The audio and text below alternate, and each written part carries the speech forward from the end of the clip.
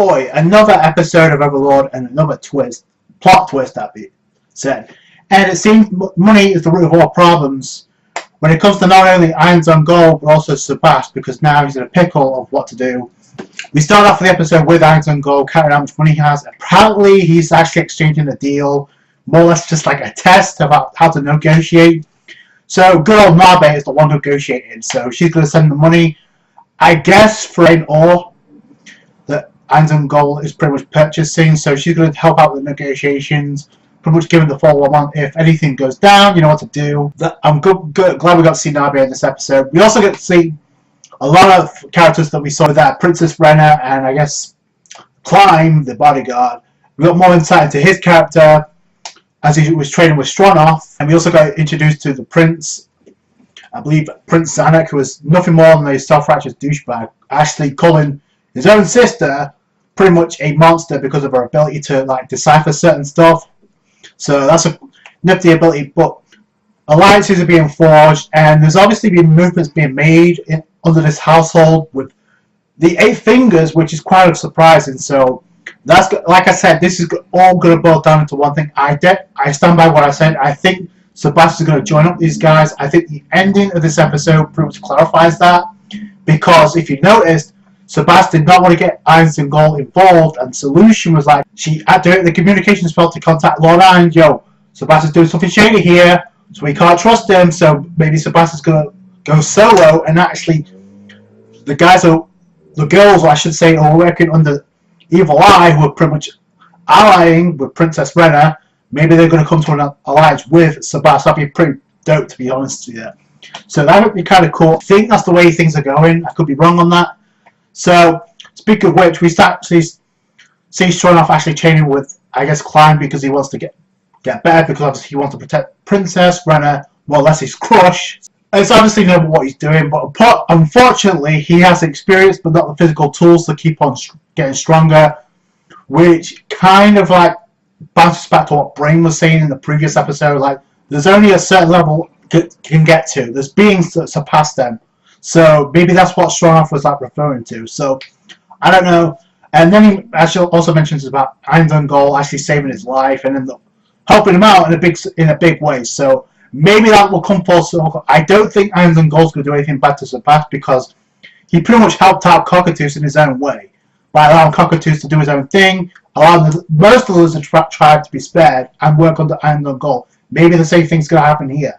So I think the only antagonist throughout this was not only this. Looks like it's going to be a very important plot point, not only for Sebas but also this arc. So I think she has a connection. I said in the previous review, I think she has a connection with the group from the Evil Eye. That could be I could be dead wrong on that, but that's just what I guess Succulent, who was pretty much ironing up. Number one, he was ironing up the Solution, which I don't think was a smart move given what we know what abilities are.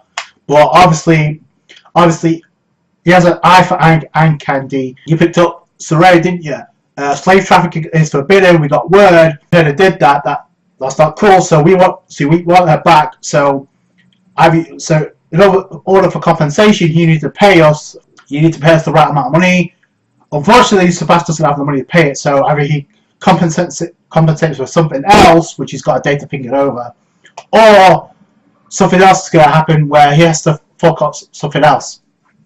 So I don't think he's going to give up to Ray. If anything, Ray, I was kind of hoping he was going to end up killing these two, but that may end up happening in the next episode. Zanuck has some type of shady negotiations with the 8 Fingers group, more specifically that woman we see. She's in charge of the drugs. We also come to find out there's different groups and organizations within the 8 Fingers. Number one, you have the drug trade, who's looking for the black dust. Yes, it was pretty much being used on Siray in the previous episode.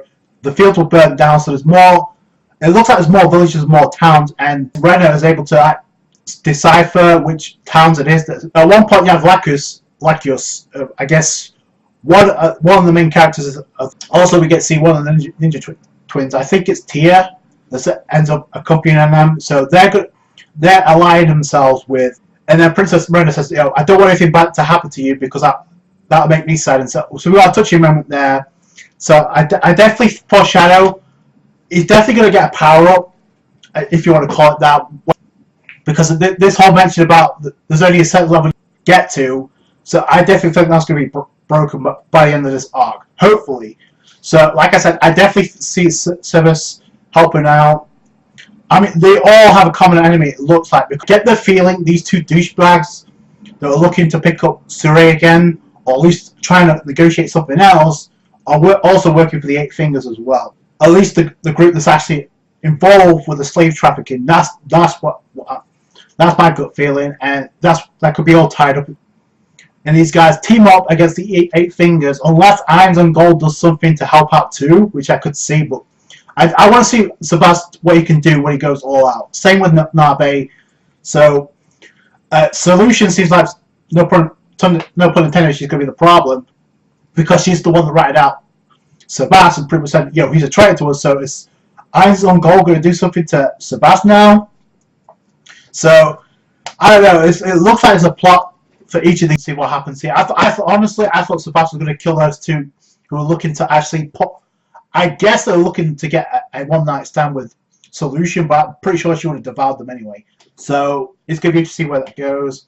Definitely getting invested more into this arc. It's diving more into the character development for Sebas. Obviously, there's a touching moment when he's talking with and Saret. I guess she prepared a chicken stew with potatoes, and when Sebas mentions, "Oh, would you like me to accompany you to go shopping so you can buy the proper ingredients?" She's kind of hesitant because of the way she was treated, understandably so.